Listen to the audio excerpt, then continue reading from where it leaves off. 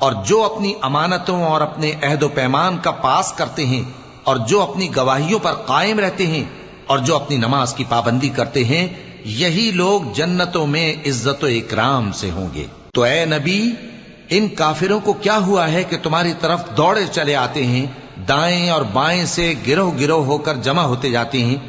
کیا ان میں سے ہر شخص یہ امید رکھتا ہے کہ نعمت کے باغ میں داخل کیا جائے گا؟ ہرگز نہیں۔ ہم نے ان کو اس چیز سے پیدا کیا ہے جسے یہ جانتے ہیں۔ پس مشرقوں اور مغربوں کے مالک کی قسم کہ ہم طاقت رکھتے ہیں، یعنی اس بات پر کہ ان سے بہتر لوگ بدل لائیں، اور ہم عاجز نہیں ہیں۔